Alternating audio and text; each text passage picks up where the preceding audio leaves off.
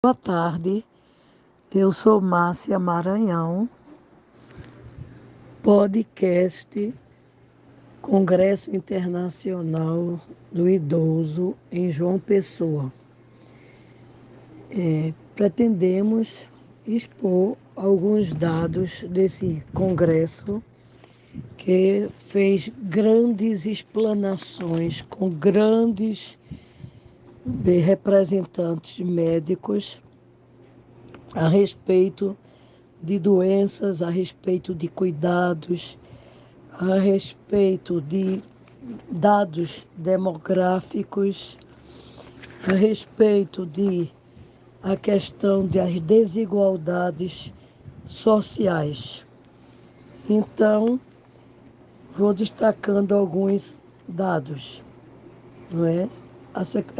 Vimos, por exemplo, a situação de idosos que são colocados como nem trabalham e nem têm renda. A questão da envelhecer com qualidade de vida apresenta uma proposta da Paraíba a respeito da cidade madura. É uma cidade onde são abrigados os idosos e eles usufruem de qualidades de vida, né? Do verde, da alimentação. Verde, quando eu digo, é do meio ambiente maravilhoso, e inclusive do monitoramento da pessoa idosa, que queremos que seja uma coisa bem interessante e bem diferente. A pergunta é: estamos preparados para envelhecer? Uma das palestrantes, chamada Luísa Monte, não é? Ela diz que começamos a envelhecer aos 20 anos. Enquanto lembramos das pessoas idosas, pensamos, segundo ela, em atividade física, evitar quedas e tratar depressão, que são as questões mais evidentes, não é? Na questão do idoso. Além de doenças, aí continuando, a melhora do sono, a acompanhar a questão da sarcopenia, que é a perda de músculos, a perda de proteínas. Aí a atividade física entra novamente, a polifarmácia, que são questões também discutidas aqui conosco, né? Na Universidade Federal Rural, e mobilidade. Então, a mobilidade é uma coisa assim fundamental, né? E aí se coloca, por exemplo, a pessoa tentar se levantar sem apoio, numa altura de 3 metros, fazer a circunferência da panturrilha, não é? E subir escadas. Então, tudo isso se beneficia fazendo essas atividades. Já Gonzalo Vecini, que ele coloca que antes da cura vem o cuidado, que a gente fala muito em cura, mas antes nós precisamos, enquanto idosos, de cuidados. E aí vem a questão de políticas públicas, nos dizendo que não há, ele diz, que não há no Brasil políticas públicas para o idoso, enquanto há políticas para a AIDS. 40 milhões de habitantes sofrem, que é 15% da população, mas da AIDS, e que tem, mas para o idoso não há políticas públicas. As questões de doenças, por exemplo, hemodiálise, 85% dos brasileiros são tratados através de empresas privadas, que corresponde a 150 mil pessoas, porque não há no serviço público, serviço muito pouco, aliás, para atendimento de hemodiálise. E dando continuidade e fortalecimento da atenção primária. Aí é quando se diz quando esse Gonzalo Vecini afirma que a saída, não é, neste momento será o fortalecimento da atenção primária através de um atendimento digital. Há, nesse momento, uma revolução da telemedicina para a promoção do bem-estar social, que eu achei muitíssimo interessante, né? Porque uma vez que nós sabemos que os hospitais não atendem totalmente, os laboratórios, para ter um atendimento geral, então a telemedicina é agora uma questão de saída, uma das saídas. Então, em São Paulo, estão pensando no tratamento das desigualdades sociais através, não é, de uma cooperação, uma distribuição de rendas, de recursos, não é de rendas, de recursos entre municípios e Estado. Então, 15% de pensar em demanda demográfica que demonstra isso, que não há um atendimento nesse momento correto, a não ser distribuindo os recursos. A capacidade de produzir dados no impacto das desigualdades sociais mostra que as mulheres pretas morrem mais, risco é dado mais escolhido e por isso o velho é mais escolhido. Ou seja, se o risco de morte é mais para o velho é mais atingido. Fala também da questão da gerontologia, que vem crescendo no Brasil e que nós vamos ter um aumento muito grande de gerontólogos, da necessidade de gerontólogos. Então, a prevenção de saúde, volto a falar, curar e cuidar, né? A saúde física, psicológica, nutricional, são políticas de atenção primária para decisões públicas. Estamos preparando para a revolução da idade? Mais uma vez pergunto. Aí vem Rosângela, que é uma antropóloga, falando da bela velhice, não é? Aí inicia falando do Estatuto da Pessoa Idosa, que fala que é absoluta a vida, a educação, a cultura, quer dizer, direitos, né? A vida, a educação, a cultura, o lazer, ao trabalho, à dignidade e ao respeito. Então ficou claro lá que o idoso não tem acesso ao trabalho. É como se ficasse esquecido. E um destaque aqui, que nenhuma pessoa que esteja sendo violentada, ou psicologicamente, ou a questão financeira, não vai ficar omissa à questão e será punido na forma da lei quem não prestar essa questão. Nós vimos no Estatuto do Idoso, não é, que cabe ao Estado e à família. Então, nós, enquanto família, não podemos ver alguém sofrer e não cuidar disso. A outra coisa que foi um destaque maravilhoso é a questão, ou seja, todo idoso deverá ter autonomia, nós deveremos trabalhar para o idoso nessa questão, e é mais sério do que a morte, porque quando o idoso tem autonomia, ele vive uma vida de maior qualidade.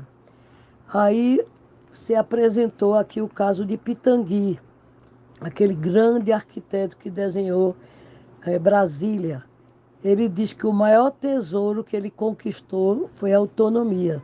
Sabemos que ele é riquíssimo, eu acho que ele está vivo ainda. E a autonomia para ele é o básico não, é a coisa melhor do mundo.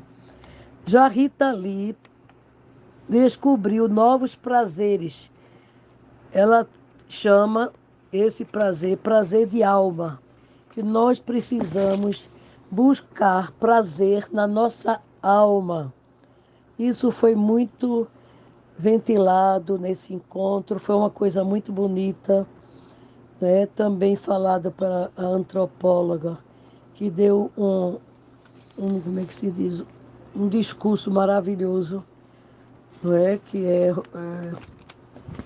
Não é a Rosângela, é outro nome, daqui a pouco eu aviso. Então, veja, são invisíveis, felizes, não é? Isso aí já é essa pessoa que falou que estamos, é antropóloga mesmo, Rosângela. Então, a gente precisa cuidar da questão psicológica, da questão cognitiva, não é? E aí, continuando, uma senhora de 95 anos, ela diz que nós somos invisíveis, elas, as de 95 anos, mas somos felizes, que o importante é isso. É você, a idade, foi muito falado da idade de 90 anos, não é? Mas foi colocado várias formas de encontros de crescimento. Aí essa senhora diz: floresci, desabrochei, não é? Ela disse que adora a leitura e o piano. Então, tudo que nós já sabemos, todas aquelas habilidades que nós já dispusemos no nosso organismo, no nosso dia a dia, na nossa experiência, deverá, não é, ser cultivada para cada vez mais tenhamos mais saúde. Então, foi falado em Simone Beauvoir, que foi justamente a antropóloga que eu sugeri, que eu falei, não é? Então, Simone Beauvoir, ela coloca que podemos ajudar no possível a viver a autonomia e a saudade. Foi colocada a questão de perdas, né, de entes queridos, de filhos, e que poderemos viver quando a gente procura ter um projeto de vida fundamental.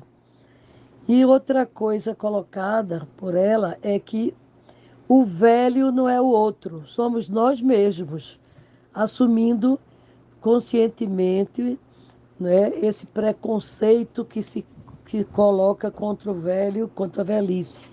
Então sempre se coloca que o velho é o outro, né? E aí ela coloca um velho cuidando do outro velho.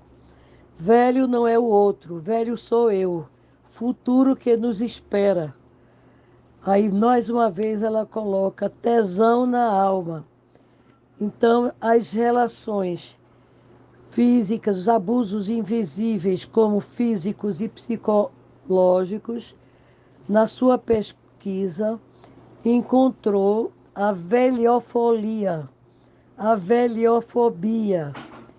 Então, mostrando que as pessoas se colocam como uma fobia pelo ser velho, mas mostrou-se como sair, né, dessa questão da velhofobia. Cuidar de si mesmo, se admirar, dançar, não é? Ter essa questão da autonomia. Lógico que a gente sabe que a pessoa que tem autonomia é a que tem, pode até não ter uma mobilidade, mas a mobilidade deveria fazer parte, né, da pessoa se locomover, mas a autonomia de cabeça, a autonomia de tomar decisões, a autonomia de viver uma vida mais feliz, não é? E respeitar a autonomia dos mais velhos, que é Miriam Goldberg. Aí ela coloca, a Miriam Goldberg: amamos não só a pessoa que escuta bonito, a arte de amar, os falantes que julga, que não sabe ouvir. Esses são considerados os chatos. Entrou-se depois pela situação de lazer, que é uma quantidade enorme de experiências maravilhosas que devemos viver, não é? E que coloca-se também nessa parte prosperidade para todos. Muita gente diz, mas eu não tenho direito, isso não existe.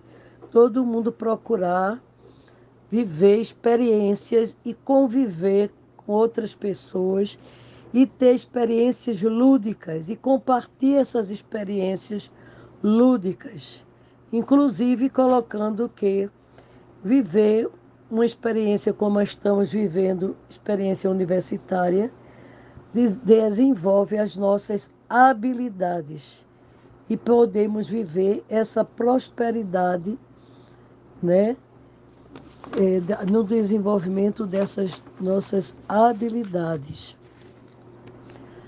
A ludicidade ainda é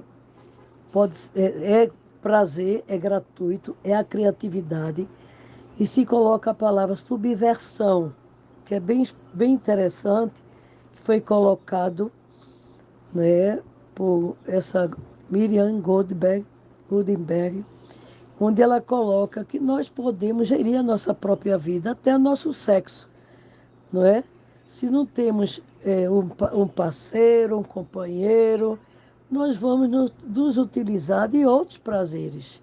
E mostra, inclusive, fotos de pessoas idosas, até desnudas e agarradinhas, e mostrando que o prazer, quem vai fazer somos nós, quem vai buscar somos nós.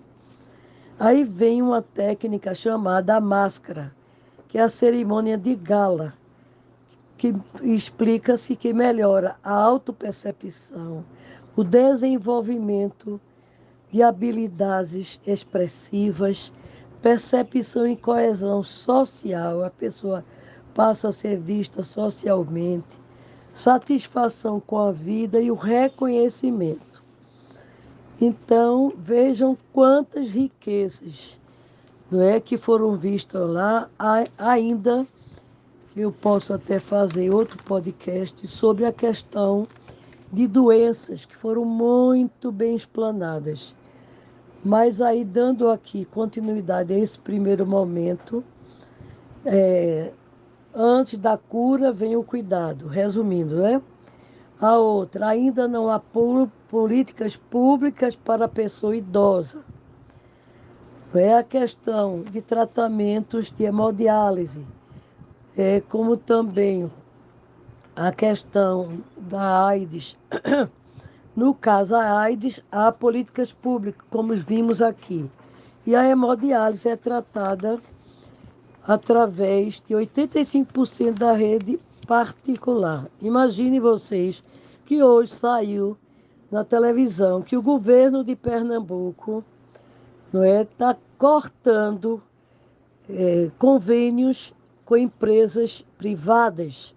Certamente a hemodiálise está sendo atingida, não é? E aqui, como eu falei no início, a telemedicina, que é a medicina digital, que é aquelas consultas que a gente faz por vídeos, está sendo muito falada aqui, porque é uma das soluções para que se providencie os exames, se acompanhe seus problemas de saúde, para que a pessoa venha ter maior qualidade de vida e venha começar a debelar essas questões orgânicas.